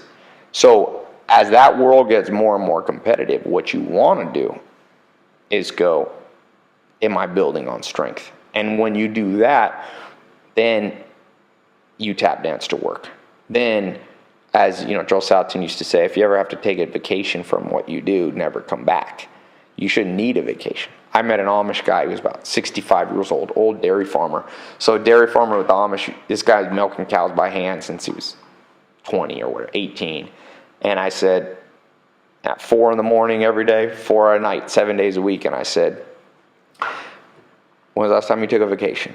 And the Amish don't even have a word for vacation in their German language. But he said, when I got married, when I was 22. Now, I said I've been sick a few times, but you're talking 40 straight years of work. Now, when I looked at his face, happiness, he was surrounded by kids, grandchildren, his wife, surrounded by friends, community. He had his hands in the ground. He was connected to some goal, making the world a better place, earth a better place, community. A lot of them become wealthy from that slow grind. And then I see my friends one of my buddies just got outed as a billionaire. He's 36, 37. There's no comparison who you want to be. You don't want to be the billionaire friend of mine. You don't, because I know him. He's miserable. So he hasn't built. Doesn't have to be miserable. I never figure out. I mean, I call it the law of 33%. You should surround yourself with 33% of your time with people below you. Those are people you can help, and they help boost your self-esteem by realizing someone's worse off than you. Then you need 33% of your time around people on the same level as you. Mahatma Gandhi in his autobiography says, on your rise to the top, it'll get lonely. You need peers. Those are your friends. But then you need the last 33%, which is people 20 years ahead of you. And these are your mentors. You learn through osmosis. So with this guy, I'm like, man, why do you do this? I don't know why. I don't know why. Almost every hyper wealthy friend, like ultra wealthy, I'm like, you have all the tools at your disposal to live the good life. And I think it's as simple as education. Like just me saying it to them, they're like, oh, okay. And then they do it and then they're happier. Right. So they can read about it. Because the 4 things are health, wealth, love, and happiness. Yeah. They got the wealth. Yeah, they have the wealth. Maybe the health at 36, maybe they're not doing the healthy things. They're not. I'm like, look, man, you could hire Arnold Schwarzenegger to come into my whole in that metaphor. Could be you. You just, as Machiavelli says, the wise prince deploys money for the thing. That's not an exact quote, but I'm putting it in modern terms. You deploy capital. You win cities. You win the war of the real war to win is, like I said, the war of time. At the end game goal, like Buffett says, where do you want to be at 80? and figure out, okay, I wanted to be there, then what do I got to be at 70? All the way back to the present day you are. I think 7 Habits of Highly Effective People, Stephen Covey talks about, live with the end in mind. You said build on your strengths and take those 5 points that intersect. Is that 5 things that you think you are good at? And So the 5 things, the first one is, what did you want to do at 14 years old? That's generally when your IQ peaks. Like you said, one of the Mensa bulletins, you're in Mensa, that I saw was your IQ peaks many ways around 14, 15. Okay. Not wisdom, but IQ. And you also have low levels of fear at that time. You're still under the protection of your parents, So you see clearly in many ways. That's number one. You draw a circle. What did I want to do around 14 years old? Next one, what have strangers complimented me on since I was a child? The next one, what did you grow up around? Because Dr. Helen Fisher talks about this mental map that we use to see the world, and it's generally based on your environment first 10, kind 20 of years. memes, right? You're meming everything. Yeah, memes, grandparents, parents, close friends, school environment. Then you look at what you've been doing the last 10 years, because it's great if you can build somewhat around that. Most people throw the baby out with the bathwater. Like, I don't like what I'm doing now. And I'm like, fresh, starting fresh is, like Ogilvy said, a man can maybe have 2 careers in life. That's it. It takes too much years to build up knowledge in one. So, and then the last one is, on a Saturday night when you're just out with friends, not working, what can you talk about effortlessly? What do you end up talking about all night?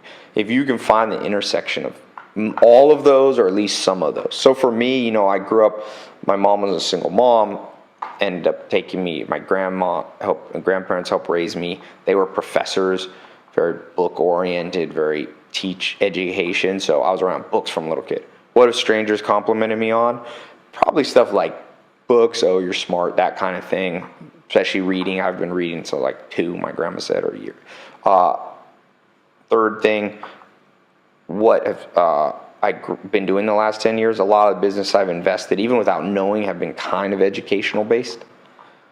So the fourth one, what can I talk about effortlessly on a Saturday night? I talk about stuff like this, controversial stuff, complex stuff. Psychology, how the brain works. Yeah, just anything, just ideas. Okay. So, and then the fifth one, which one did I not cover? The 10, what you've been doing the last 10 years? 10 years.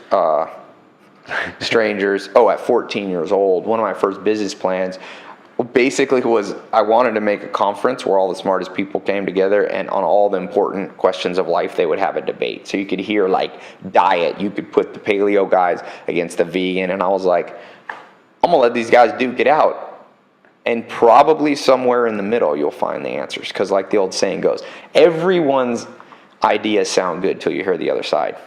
You ever watch like People's Court judge, or like you hear the plaintiff or the defendant, you're like, oh, this other person's horrible. Then they get up and go, well, I did hit that person, but that's after they, slapped my baby in the face. And then you're like, oh, okay, well, I deserve the punch. And then it goes back to the other side, and you're like, well, I didn't actually slap the baby in the face. This guy tripped me, and I fell on top of it. In the whole story, it's like, wow, when you really... So it's really like TED Talks. That was my first kind of idea. That sounds like a TED Talk. So where am I at now? It's like, Larry, I called your business destiny plan. It should be like under 15 words, quick definitions. I got this from Mike Murphy, one of my mentors, one of the top venture capital guys in Ireland. He said, look, people come to me with 30 deals a day on average. He said, if they can't define it in one sentence, it might be a good idea, but they're not ready. So you need to have it distilled. So mine is, now what I look at in investing, what I'm trying to do in my life is spread good ideas using mass media. It's 6 words. So mass media, TV, movies, Hollywood stuff, radio, books, magazines. So when people come to me like, hey, Ty, you want to do this restaurant idea? My friend just made $1 billion. I'll be like, there's no great tragedy on me losing out. And the odds, I will never stand in front of kings in the restaurant business. Right, I'm a crappy cook. I will not. So why build for every 100 units of energy? I could teach myself how to be a good cook, but for 100 units of energy, I'll only get 5 units of cooking increase. Right. Whereas a competitor puts 100 units in, they get 300. I'll never be able to catch up. As funny thing that I heard at the Berkshire Hathaway meeting this year, I walked up there. It was funny. It was like Bill Gates, Munger, Buffett all sitting around. There was no security. I know they were waiting It's like a picnic to shoot style, you right? if you ran and grabbed these guys. Bill Gates is like the most casual dressed guy I've ever seen. I think that's what happens after you're the wealthiest man in the world for 16 years straight. Probably you can dress however you want. But, Munger said, I was in college. I went for, I think, aeronautical design. And he said, there was one kid, Harry or something. He said, he was always smarter than me. And I realized I'll never be smarter than that kid. So I switched to finance. And he said, competence is relative.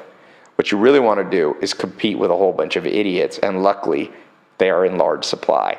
So for me, this area of books and stuff, I don't know if I'm the fastest reader in the world, but not many people read a book a day. I can read more than a book a day. I just don't say that because it sounds too weird. People hardly believe one book a day. It's not as hard as people think, by the way. You don't have to be a super genius to read. And you don't have to speed read either, or a little speed read. I don't speed read much. It's like I do big parties at my house, and I had like 550 people at my house a couple months ago.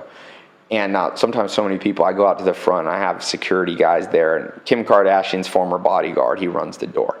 He is a massive man. He's about 6'7", he weighs 305 pounds, and he has no muscle. I mean, no fat on him, all muscle. It's 22-inch biceps. If you know what that's the same size as Arnold. And his name's Rome, and I was like, Rome, what'd you start out bench pressing? I mean, what do you bench press? He's like, Ty, I used to be about 550. Now I'm down to like 480. I'm slacking. I'm getting old. And I asked him, what'd you start with? And he said, the bar. A push-up. Right, the bar. Right. So when people are like, how do you read fast? I'm like, people want the gimmick. They want the lottery ticket versus sculpture. Make your life a sculpture. Every day you chip away. So you figure out your Eulerian destiny. That gives you the industry to be in. Then from there, your products can change, but people are way too opportunistic. Who cares if these guys made money with WhatsApp? So when you say it's not a great tragedy if I miss out on that. Yeah. Because it's not a great tragedy because your efforts should be doing something else. Yeah, stick to life's about the odds, man. What are the odds you'll be able to do for every WhatsApp story? That's media bias. It's called availability bias. Yeah. The news only shows the two guys who made it. What about the 10,000 smart guys and women that didn't? So what works consistently, there is only one thing that works consistently in business. That is tremendous skill built around something. That's it, man. You want to put up your stack of, there's so many potential shortcuts. Oh, you're going to do a lean startup and you're going to offshore, da, da, da. None of that stuff works consistently. So it's correlated with success, but it's not the causation. There's a cool book on that by that guy, Bono, there's a weird, not Sonny Bono, or the U2 guy, I forget his name, it's a weird book, but it's a famous surreptitious, I'll try to remember later. But he says, when we look at the things you have to do to be successful, we get confused as to what's causative. It's not causative to be super efficient in business. What's the real cause of business? It's that Bill Gates built on an inherent skill he already had. He had massive curiosity. He was built to be a tech guy. Buffett says, I was built, man. My brain is hardwired to do math and be able to, at 7 years old, he was doing bond valuation calculations. People can't do that at 67 years old. Right. So Steve Spielberg was built for this thing. Mother Teresa, 12, 13 years old, decided she wanted to devote her life to charity and the work of other people. Gandhi was doing this. If you read, he was helping people as a lawyer. Want to be a lawyer and help people at a young age. I rewatched that movie the other night. That's a good movie, man. Yeah, I also have the best movies of all time, I think, on my website, along with the books. You said whoever wins is the one with the biggest funeral at the end. Yes. Do you mean that? And what do you mean? And what do you mean by that? Gandhi had the biggest funeral ever, right? Well, it's like frameworks of thought. It's you invert. Who lost? Adolf Hitler. On his death, the whole world knew about it. He shot himself in Eva Braun, the basement of a bunker in Berlin, Germany. What was it, 44 or something like that? He blows his brains out. The whole world knows about it. So that's the first part of the test. But he failed the part where they're sad. Everybody was happy. Right. It was the end of, World War II, World War I, you're talking 200 million people died. Countries just, my grandma's German. There's no boys left in her family. It's a whole wiped out of a generation. So by that framework, in the one that I'm proposing you try on yourself, he failed. Who won? Nelson Mandela died last year or whatever, and the world wept. So you got to have impact. Not all of us. I'm certainly no Mahatma Gandhi or Nelson Mandela. To the extent that I have impact with the gifts that I've been given and the strengths that I've built on, then you pulled off the right thing. And it's not about death. You don't want to fixate on death, right? What you want to fixate on is when you do things right, and I'm defining right as effectively. When you do things effectively, the quickest way between 2 points is what? Straight line. The more straight line you are, I call that right because it's efficient. And if you want impact, you will be happier. You will be healthier. Be a hell of a lot wealthier. You will find love and social connection within that. I gave this talk in Las Vegas last month. This self-help conference, and this guy came up and he said, Tai, this destiny thing, I got to figure it out. I'm 44. And he's like, and I'm not really finding the women I want to date. I'm not finding the money. I said, man, what'd you want to do at 14? And he said, I want to play tennis. So what do you do now? He said, I sell shoes. 44. I said, well, I asked him some of the other questions. I said, well, sales, man, you should be in sales. But I said, you got the industry right, but why not go work at a tennis place? Like build on strength. I said, were you good at tennis? He's like, yeah, I was a college pro or a college player. And I said, if you focus down, like Gary Keller talks in that book, The One Thing, which is a great, great modern book. That's who you're going to date. As you focus down on tennis, you're going to date other girls who like tennis. It's going to start rounding out. You're going to be happier. You're going to be wealthier because there's no way you have any drive to sell shoes. You're not going to stand before kings. You don't care about shoes. You care about tennis. So I'm like, slight tweaks in people's lives is the difference between going, and then when you do that, so now you're happier, you date the right women or men, if you're, whoever you are, you make more money. Now that leads, I say there's 4 financial levels. You got scarcity, which is, in America, the average person makes 51 grand. I think here the average person makes 25 or 30,000 pounds. That's still in scarcity mode. You will experience low levels of happiness, which will spill over into your physical body. Cortisol, all these things change. Epigenetics, your environment, like Dr. Sharon Mullen says, this isn't hippie stuff. This is like how you think affects your genes. We know that now. So your physical goes down, social life goes down, and fulfillment and impact goes down. So this one guy makes this one change, the dominoes start to fall. It's like wealth goes up, boom. And then you go into the second level, which is financial independence.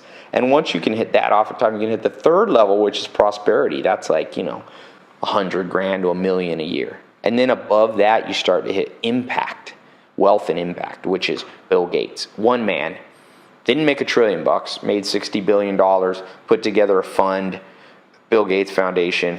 Now, you got to understand, put this in perspective, the whole world economy, U.S. economy, 15 trillion. Europe's about 15 trillion. Globally, let's say the net worth of the world is 300 trillion, something like that, I think. One guy with way less money has had more impact. He's almost eradicated smallpox.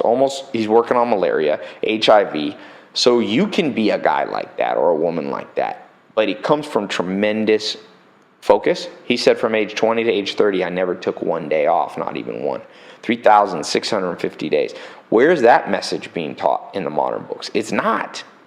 Everybody thinks they're going to efficiently outsource stuff to India. That doesn't work. What happens when everybody outsources to India? Then the competitive advantage is off. It's a weak, it's not a very well thought out So point. focus and hard work isn't talked about enough. No. Okay. Who wants to hear that story? A couple more questions. Yeah. You throw some big parties in Hollywood, 500 or 600 people there. Yeah. I saw one of your videos. You had Owen, formerly known as Tyler Durden of Social Dynamics. I'm a big fan of his stuff, obviously. Yeah. And a bunch of the people there. Why do you throw them? Is it fun? Do you like connecting people? And what's that evening like for you? Is it totally fry your brain? Like, can you talk to everyone there? Well, one of my first businesses when I was young, it was nightclubs. So I've been in that business, entertainment, promotion stuff. So,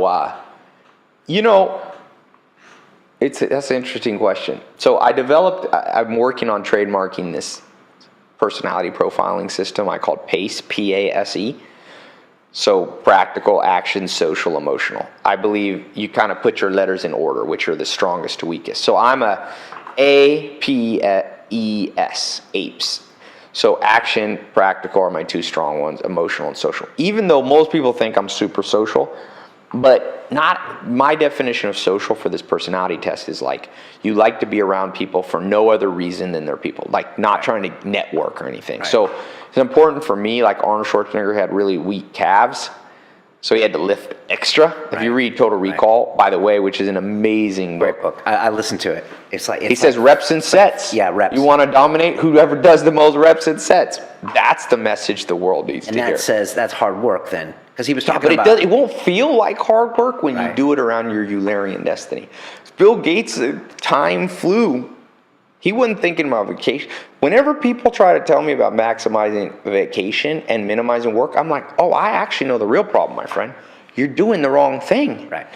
I always said, Tim Ferriss came in on my Twitter the other day, and we had a little friendly debate. I think he's a very smart guy, by the way. I'm not anti-Tim Ferriss. Sometimes people think I am. I'm like, that is not true. But I said, if I came to you and I was like, hey man, you're not gonna believe this. Met the girl of my dreams here in London. Okay, we've been hanging out and we're gonna get married. You'd be like, oh, congratulations, Ty. And I was like, dude, I got even better news. I have figured out how I'm only gonna have to be with her 4 hours a week. That's it. It's the greatest. I think your answer me, people will be like, Ty, you sure you're marrying the right girl? You don't want to go into a marriage going, the most exciting part about this marriage is I don't have to spend time with her. And Pablo Picasso said, avoid the dichotomy. The dichotomy is doing what you don't like in order to make money so that you can do in your spare time what you do like. He said, figure it out so that what you do in your main life is what you want to do. It's the same. I call it the integrated life. I learned that at the Amish. There's no delineation. There's no social. There's no church on Sunday verse. It's all one life. I had a little debate with this here. Is that why you were debating Tim about the 4-hour thing? Were you kind of doing that? Well, I would say, the 4-Hour Work Week book name is a very catchy title. And I think people don't listen to what his main purpose, which is be efficient. Yeah. And it's not just, I just use that because it's a very popular book. I'm telling you this, that what the world doesn't need is 50,000 more people trying to figure out luxury Louis Vuitton and how to salsa dance across Argentina and lay on the beach of Bermuda all day, or Miami, What we need, give me 300 Spartans. Nations are born Stoic and die Epicurean. Stoics were people who said they put off present pleasure to invest. They're the original investors. And Epicureans said, no, live for today. Maximize vacation time. And nations are born with Stoics and they die. They disappear when a more hardy race of people or a hardy mindset comes. So I'm interested in the people who think like Stoics. And if you want to, the Prince says, Machiavelli says the Prince. Not that I know I've quoted him a few times. I just happen to be reading his book today. That's why it's on my mind. But he says, the Prince.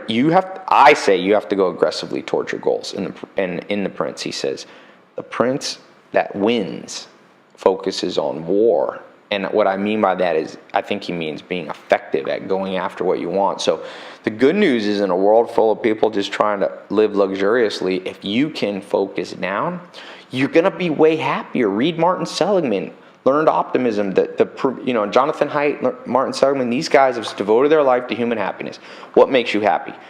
3 levels of happiness, Seligman says. Number 1, you have, the Hollywood momentary pleasure. That's what Hollywood pitches on us, where you basically say over a 24-hour period, how many moments did I feel good versus didn't feel good?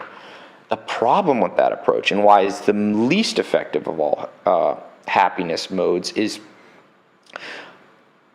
what Freud says is that happiness is the fulfillment of pent-up desires.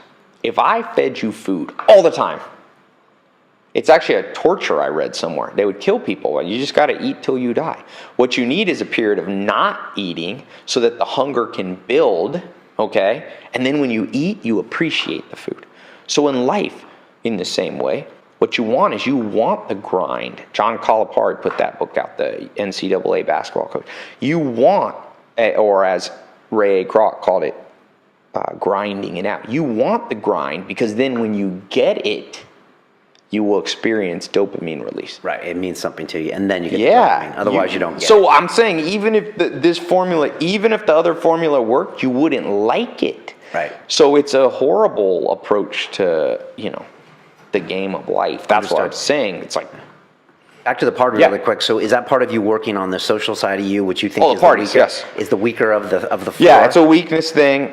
And I like to do it. It's good for lots of stuff. It's fun. You meet I meet a tremendous amount of cool people. And, it's kind of, I'm part Puerto Rican. Maybe the Puerto Rican part's social, likes big parties. So do you push yourself to do one of those a year? No, I do more than that. But what happened is my friends down at LAPD, I got a couple, you always got to have friends in high places. They were like, dude, because I was doing them once a month. And he's like, man, they have you as the number 1 party house in Hollywood. So soon, the DA is going to come and put a clamp on. I've had I did the MTV afterwards party and all these, Lil Wayne, all these guys.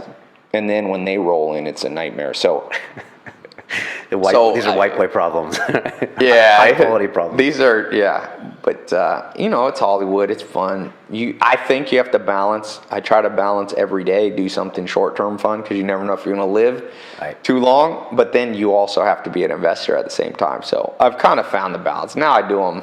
I'll probably do one here in a month or so. That's like an Epicurean. You got to come, man. Balance. Yeah, I'd love to come. Yeah. A couple more questions. You're meeting with some entrepreneurs while you're here in London. Yeah. What are those few things that you're looking for when you meet these guys? And will you decide in the first 20 seconds whether you want to do business with them? Oh, that's a good question. I'd like to think I'm not intuitive. I'm probably not as smart as I would like to be. So, in a sense, you can read people quick, but what I look for now, I look for the frameworks. Now it's becoming quicker and quicker to see how much cognitive bias loading people have in their brain, little things. So I look for that. I look for a lot of curiosity. Do you invert that? Do you say, if someone's got the bias, I want to stay away, and people that are challenging their own biases, you want to do business with them? Yeah. And for me now, man, you put in that bio, 12 businesses, and some of them started from scratch. Some I've invested in or, grown. I like to be around people I want to be around. So some of it's just a style thing. I think, the pay system, whatever personality, if you use INTJ, Myers-Briggs, all that, I think you only really blend with like 25% of people. Even at best, Myers-Briggs, I think, is 1 out of 16 is your hyper good match, whether it's dating, friendship, business. So for me, it's not just about is this guy smart, because he could be way smarter than me, way more successful, but do I want to be around him on a moment by moment basis? You got to find that for you. You got to find that in dating. You got to find that in love. You got to find that everywhere. Do you think that's crucial for a good business? Is having that match? Okay. Because even if it's a great idea, there's no tragedy in losing out on money. Who would you want to be? The guy who... There's no tragedy on losing out on money. Yeah, so it's I could have partnered with Bob. Right. But I feel slightly comfortable around him all the time. So cortisol's up my body. I'm feeling stressed. This guy, George, I'm going to make less money, but I'm going to enjoy the thing the whole time. I'm going with George. And the cool thing in the world now, there's such 7 billion people. You don't have to make that choice. There's such a large pool of amazing. There's still, even if you say the world's only 1% is truly amazing, 7 billion, 1%. That's a heck of a lot, 70 million people. Yeah. So it's a cool tool. So then you take the 25%, you naturally, because the way I think we break out, we break out in like two primary personality ways. So it's how you see the world, emotionally, and the story you tell yourself. So the ego. So my ego works a certain way. My ego, I tell myself that I'm an adventurer, that I'm sharp, that I'm smart, and that fits well with a certain type of other ego. My emotional, I'm a pretty practical, logical person, so I need to be around. There's complementary ones, so either another practical person or kind of an emotional one works well with me. So I break down this PASE system gets more advanced. So it's called psychometrics, which is the science of profiling psychologically personality types. So that's something I'm really focused on now, because I see huge bang for the buck, whether it be in business, closing deals. I think it's the future of the internet too. E-commerce, you'll hit a website, it'll be perfect. Deep data they'll have cookied your last 500 visits to the site, put together a psychological profile, and every site will look different. And they serve you up. We're trying to pioneer some of that stuff. That makes a lot of sense. But like even the internet now, like I tell people, man, we're in the Stone Age. Look, 10 years from now, websites are just going to be these, because we're still bringing the black and white store mentality to the internet. It's like, what's the most optimized website? Well, I can promise you this. There is no optimized diet. There is no optimized website. It's horses for courses. If you have a long racetrack, you want a slow and steady horse. Right. If you have a sprinting one, you want a fast horse. Yeah, we should be thinking about the long tail, the way we serve things up. I mean, serve it up for every person. It's going that way. It's just whoever cracks that code, maybe we'll be one of them. We're trying to figure that out. Man, you will be a titan. Exciting times. Tai, I ask everyone here a few questions at the end. I'm going to hit you with them. If you could make a phone call to the 20-year-old Tai Lopez, give that young man a bit of advice. I don't know if you were hanging with the Amish at that point. Yeah, I was, probably. Yeah. What would you tell him now? What advice would you give him on the phone? I'd be like, simulate more, be more humble, realizing that trial and error that nature should be the teacher of last resort, because she's a bitch. And she will kill you. She will kill your dreams. If there's a circle of life, there's like a wheel, and you and I are like little mice running along. And most of us, we dart in and out because we're doing pretty good. We don't have to follow the natural rules of cycles of nature, all this stuff. But when you play around with fire too much, one day you're going to trip and fall, and that wheel will just run you over. It's better to get inside the wheel, and you're safe in the wheel, and you're moving forward. So figure out, how does this world work? Not how you want it to work. I want karma to exist. I want it to be, if someone does me wrong, that it will work out, that it get there. But how does it really work with no delusion? And the best way would be just more smart people, more people with impact. Get their knowledge into your head. Be humble enough to go, I don't know. Good advice. What were you doing with the Amish anyways? It's different things, but one of them, I wanted to see what the world was like 200 years ago before electricity. I want to see what, community was like, and I learned a lot. Best time of my life. Biggest question I asked myself, why did I ever leave? 2.5 years you spent there. It never got better. I've gone from no electricity, Amish, I've had a house in Beverly Hills, Hollywood, Ferraris, you name it, all that stuff. It's Ferrari's fun, but I don't think it gets better than, and Jonathan Haidt told me the same thing. He's like, we're hive creatures. Fitting in, and Freud said the same thing. What makes us happy? Getting two things right. I think my German's not good, but Liebe and Schaffe, which is work and love, social. You got to perfect those. Your body too. I think you missed out on that one. Work and love. So get the social right. Get social right and get your career right. Get your Eulerian destiny figured out. That's the hive. Great. That's the best thing in my life now. I feel like I've gotten more clarity, and so I don't even work anymore, man. Life is just life. That's what I say. The second you bring up the word work, I'm like, that's what I learned at the Amish. They're just life, man. You're just you moving through time. I promise you, this is the youngest you will ever be. There is no reversal. So move through time well. Move through time efficiently. And you miss the simplicity. You miss the fact that every meal was earned and everything you had was earned. Good people, man. Good people, okay. Never found people like that again. We've become more sophisticated, myself included, but probably character's weaker. More anxious, more distrustful, more... Yeah. Less humble, less...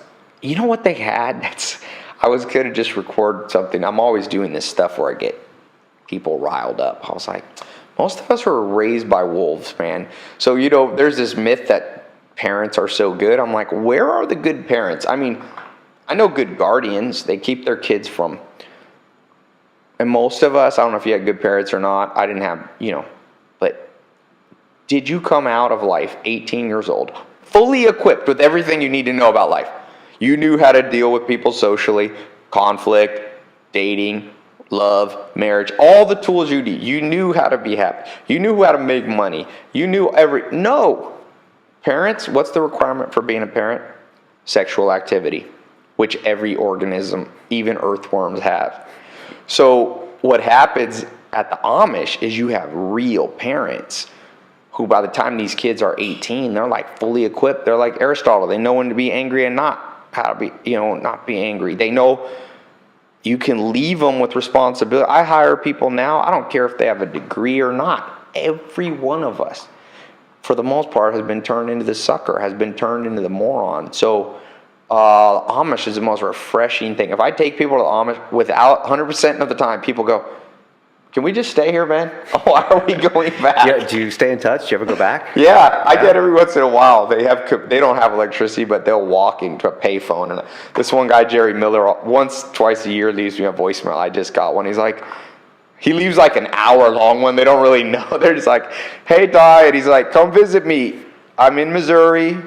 And he's like, I'm on the corner. He doesn't realize there's GPS, so he gives me full directions. Okay. He's like, you want to go? You're going to go here. And it's like a 10-minute direction. I'm like, they don't get GPS, but it's refreshing, man. Good people. So now there are lots of good people. You got to be, I'm lucky enough to find good people, So I'm optimistic about life. It's good you have that to compare to.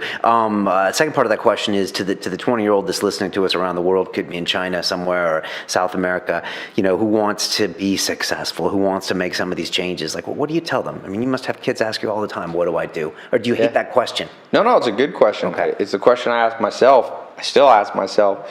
I'm not sure I have the exact answer, but Jack Simplot, one of the great billionaires of our time, he said, grab hold of one thing and never let go. Hold on. That's the pattern. Pablo Picasso started very young. He was still painting at 80 years old. Produced 50,000 works of art. Bach just did one thing, man. One freaking thing. He made music. You build on your strength. You start young. You'll go through this cycle. Love the cycles and seasons. You will have the fall. You might be in the winter if you're listening. The winter of your life. Things look dark out there. But what I learned at Joel Salatin's, man, we'd go down in the basement. We're at his kitchen. They'd have a little fire. And he's like, Ty, this is the time you read. This is the time you eat more food than you should. You put on a little bit of fat. This is the time you sleep 10 or 12 hours. You get all your sleep in. And in Virginia, you got, 3 month, kind of an even season thing. It's snow outside. He'd sharpen the chainsaw, sharpen the tools. We'd make plans. We'd brainstorm. So if you find, now that's the upside, preparation. The downside of that is you look out there and sometimes your brain is like, will it ever be sunny again? But Mother Nature, that wheel, even though it can work against you, it can work for you because it will bring the spring. So if you're listening to this and you're in that winter of life, be okay with it. Take the best out of it. Then you will come to the spring. And in the spring, you got to follow the 7, I talk about the 67 steps.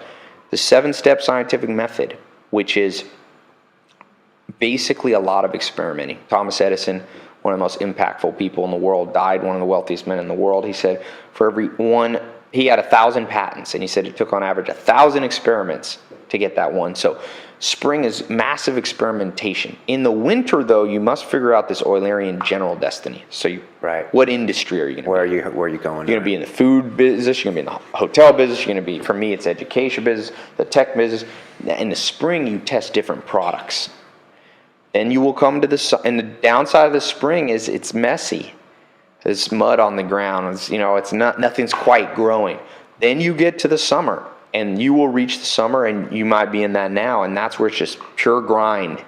You're just cultivating, working, refining, but you know what you're doing, and you're just waking up, and you're not getting a lot of sleep. Now you're burning the fat that you put on in the winter, and eventually you will get to the fall, and that's the harvest. And the media only shows us the harvest. Right. But that's only 1 in 4. You know, people want to rush to the harvest, and I'm like, you know what happens when you finish the harvest? You're like 84 and you die. Plus, there's another winter coming. Yeah, well, I'm saying Warren Buffett, if you asked him, he's 84, he would give all his money to be back in the spring of his life again. So don't rush through it. You got to enjoy that moment, because that's all you have. That you moving through time, day by day. That's good advice, man. Very good advice. Best advice you've ever received. Can you pinpoint it on one thing?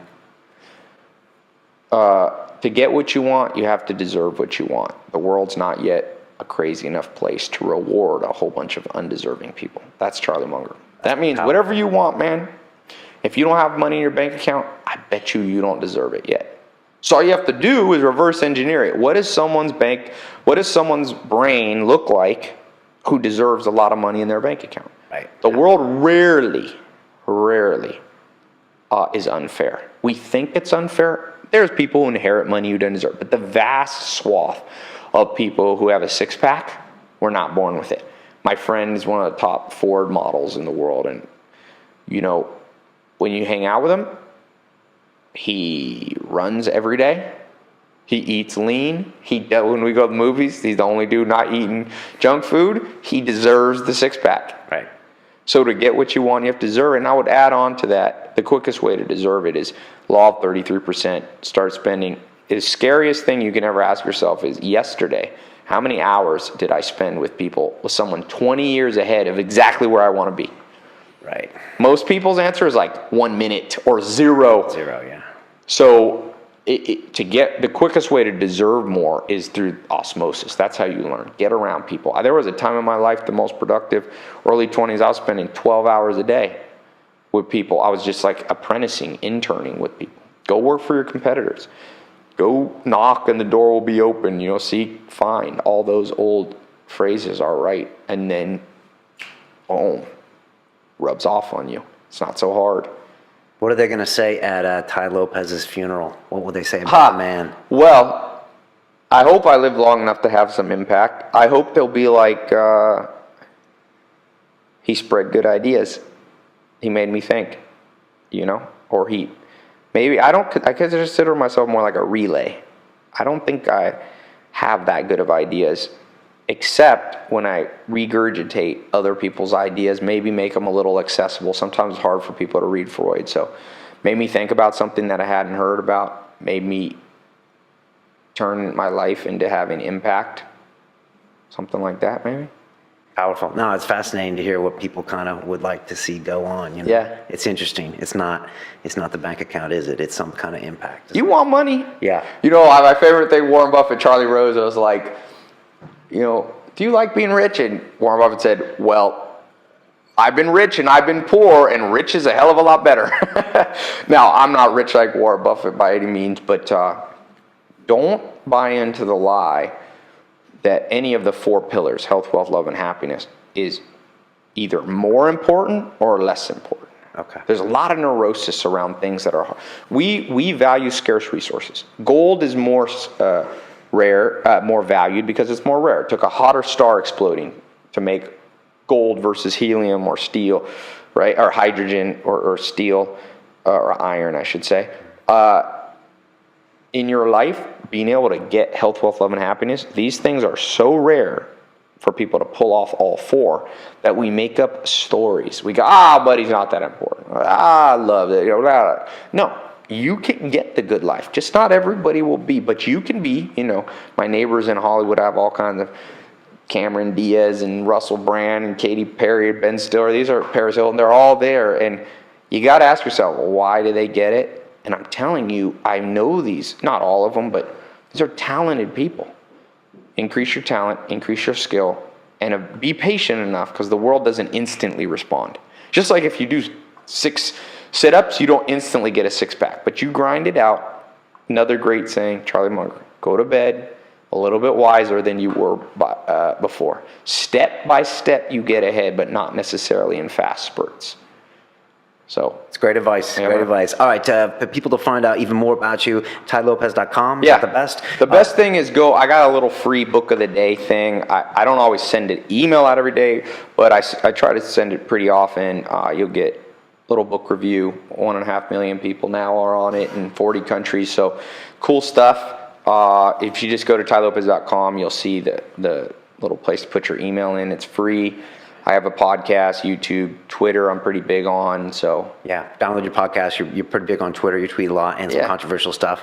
Tai, thanks so much. I didn't know about you until this last week. I don't feel bad about saying that, but fascinating stuff. I love a contrarian, you know? I love someone that says, no, it's this, it's not that. I love a little bit of old school. I'm fascinated that Munger is your idol and he's 90. And no, it's great stuff and fresh stuff. So. Hey, like they say, you know, the young doctor fattens the graveyard. So what you want to do, find people who've been around, man. When you look for your advisors, you want a little gray hair.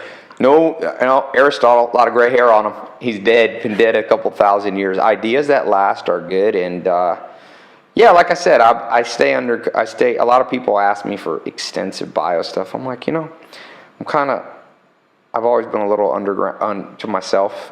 I'm not a huge bragging about what I've done, or it's really irrelevant. What I tell people, test the ideas that I say. If they don't work for you, then you stop. But you'd be surprised. These aren't my ideas. I would say it's, you know, I've started a lot of businesses. This thing that I'm doing in terms of books and ideas, I've never seen something with such an overwhelming response rate of people being like, good ideas work. And I'm like, yeah, imagine that. Yeah. Good ideas work. Yeah, and people sense genuine energy, I think, as well. And they sense that you're congruent in what you're talking about and what you believe. And I think people are attracted to that. The internet's great about that. Right. People are attracted to that, and that's true about podcasts and YouTube and stuff, because I think people sense real, genuine thought and genuine interest and passion, and then they go to it. And the scary thing about this is I'm like, man, 10 years, I'm probably going to look back at everything I'm saying and be like, I was a moron back then, but it's all documented now with the internet. So hopefully this stuff won't be outdated, but you know, like I say, I'm like, literally, look past me, because, you know, one of the logical fallacies is arguing ad hominem, where it's like, you look, do I want to believe what Ty's saying? Do I like him? Do I like how he sits? I'm like, forget that. Man, I'm a blip on the timeline of history. Like, no matter what I pull off, we probably won't remember. How many people could you name from the 600s? 700, 800. No, nobody. We get all forgotten, and so you stay humble, and you go, you build on the strength that you have, and hopefully it amplifies out. And I think, like I said, I'm an optimist. I've never been a time that has been better to be alive. I can guarantee you that. When would you want to be alive, man? When? Like, people used to die for, 100 years ago, 150 years ago, women's number one cause of death was giving birth. Now who dies from that? Used to die, 50 years ago, black people, my grandma came to America, German, she was going through, their blonde hair people, she got accident, didn't know there was colored bathrooms, went in the bathroom, got arrested. 50 years, 60 years ago, we still didn't understand that there's no difference between white people and black people except melanin in your skin. That's how outdated and stupid we were 60 years ago. You wouldn't have wanted 50 years ago, the whole Leave It to Beaver, that was a myth. 100 years ago, World War I was going. 1 million people died in one battle of the Somme, in one battle. When would you want to be alive, man? Now you could basically pull up, they say the rich are getting richer, but everybody's getting richer. The whole poor, the whole middle class has come up. Sure, it's true that a handful of people control massive wealth, but look what the handful of people at the top do with it. Used to be wealthy people. There was a guy named Malik the Bloodthirsty. They used to be the wealthiest people in the world and take all the women and chop everybody else's heads off. But now Bill Gates fights disease with all his money and drives a Prius.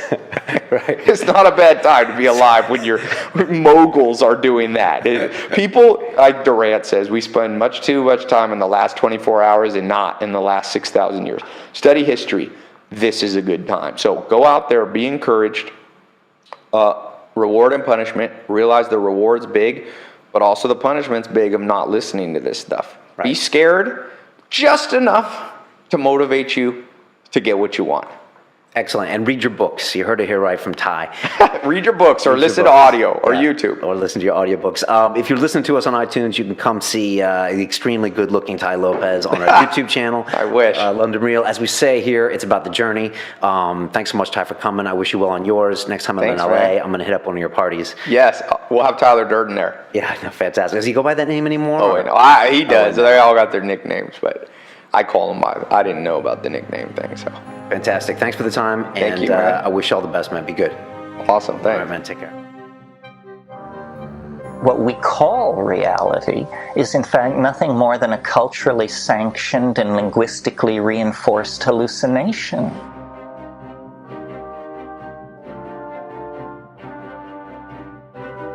This week on London Real, we have Peter Joseph, founder of the Zeitgeist Movement. The game of capitalism is explicitly based on advantage, and any game of advantage is going to create imbalance. Things have changed, and things evolve, and sometimes evolution isn't pretty. There's so much foul play in this system, there's so much structural rigging in this system, that if people really knew what was happening, there would be an uprising overnight. But the banking system didn't fail, and I'm not convinced it's going to. Leaderless concept means that, yes, you go first and you try to get people to step up and do what they can and initiate new projects, but don't sit there and assume that someone's going to tell you what to do at any point. You have to learn that for yourself. The Venus Project needs to be the Venus Project. Frankly, the split was natural. That's the beauty of the human condition. It's just amazing what we're capable of doing. And by 2050, we're going to have water shortages, food shortages, energy shortages. Well, we have all these people thinking and competing. We get the best, so to speak. No, we don't. On Sunday, London Real presents Peter Joseph, the Zeitgeist Movement. The beauty of art is it sneaks behind your ego.